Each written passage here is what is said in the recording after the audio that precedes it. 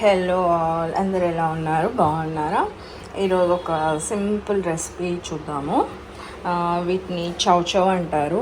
మామూలుగా మన తెలుగులో అయితే సీమ వంకాయలు అంటారు. జస్ట్ ఫ్రై అన్నమాట. సో నేను 2 తీసుకున్నాను. వీటి 2 నాకు ఇన్స్టామార్ట్లో 250 గ్రామ్స్కి వచ్చాయి. మనకు దీనికి కావాల్సింది చూద్దాము.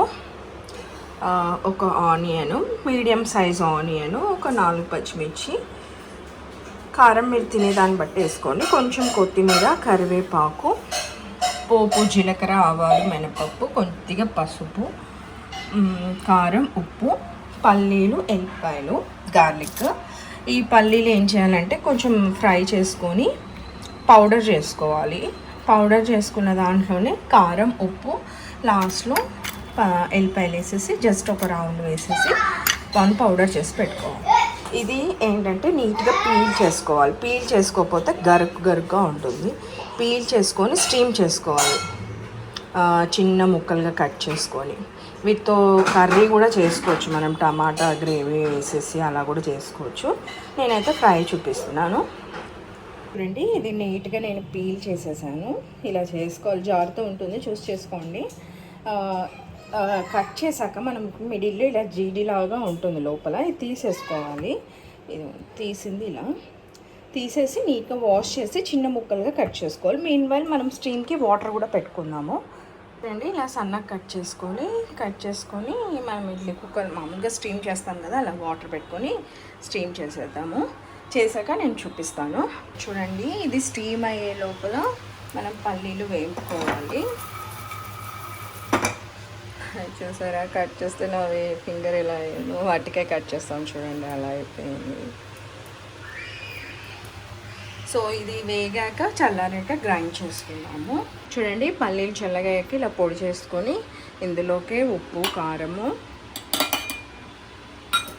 అండ్ గార్లిక్ వేసేసి ఒక బర్ర అనిపించేద్దాము, ఒక రౌండ్ అండి.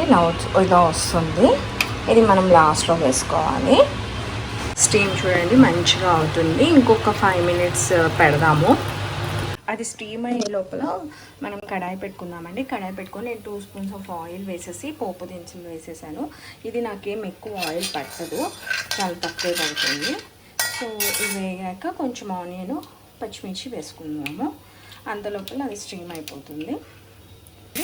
పోపు దినుసు వేగాక ఆనియన్, పచ్చిమిర్చి, కరివేపాకు వేసాను. డైట్ చేసే వాళ్ళకి బెస్ట్ వెజిటేబుల్ అండి ఇది. మనకి విటమిన్ B19 వస్తుంది, ఎక్కువ ఫైబర్ ఉంటుంది ఇందులో, కొంచెం వాటర్ వెజిటేబుల్ కాబట్టి.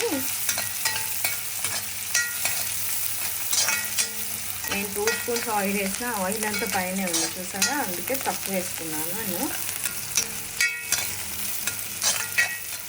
ఇది కొంచెం ఫ్రై అవ్వాలి. ఫ్రై అయ్యే లోపల మనం దీన్ని చెక్ చేసుకొని తీసేసుకున్నాము. ఇది అయిపోయింది, చాలు. ఎందుకంటే మళ్ళీ మనం కొంచెం ఫ్రై చేస్తాం కాబట్టి సరిపోతుంది దీనికి. చూసి ఇదిగోండి, నైఫ్ చూడు మెత్తగా వెళ్ళిపోతుంది.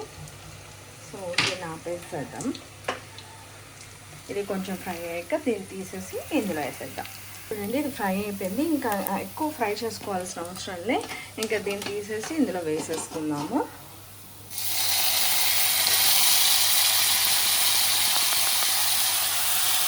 ఒక 5 మినిట్స్ ఫ్రై చేసుకున్నాము.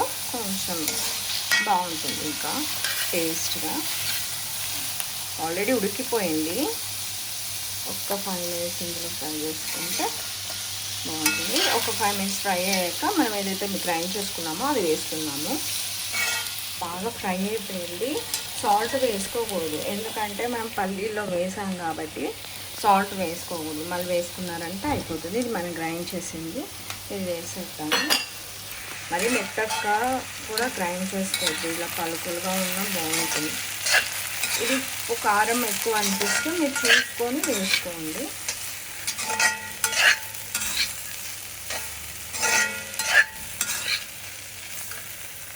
చూడండి, నేను తీసుకున్న పల్లీలకి నాకు కొంచెం ఎక్కువ అనిపించింది, సో తీసాను.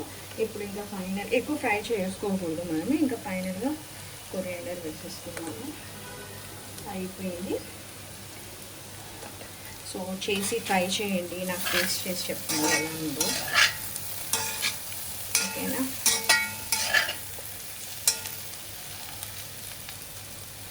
స్మెల్ అయితే సూపర్ వస్తుంది.